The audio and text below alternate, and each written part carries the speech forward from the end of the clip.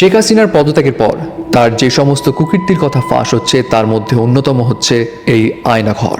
Media reports থেকে জানা যায় ডিজিএফআই এর কাউন্টার টেরোরিজম ইন্টেলিজেন্স ব্যুরো কিছু অসৎ অফিসার পরিচালনা করত এই আয়নাঘর। এই আয়নাঘরে কিরকম অমানবিক কার্যকলাপ হতো এবং কতটা বিভৎস ছিল সেই বিষয়ে জানার আগে আপনাকে এটা জানতে হবে আয়নাঘর আসলে বানানো কেন হয়েছিল।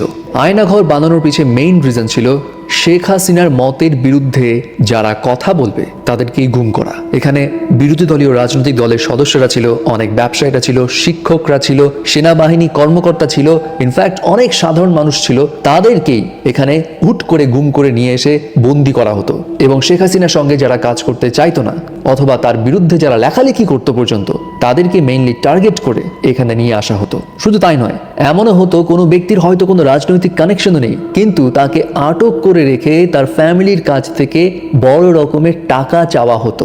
মানবাধিকার সংগঠন অধিকারের পরিসংখ্যান অনুযায়ী 2009 থেকে 2021 সালের সেপ্টেম্বর পর্যন্ত দেশে অন্তত 605 জন গুমের শিকার হয়েছেন। এর মধ্যে 81 জনকে নিহত অবস্থায় পরে পাওয়া যায়, বাকি কেউ পরে ফিরে আসলেও 151 জন এখনো নিখোঁজ, এবং সেটা 2022 সালের রিপোর্টস অনুযায়ী।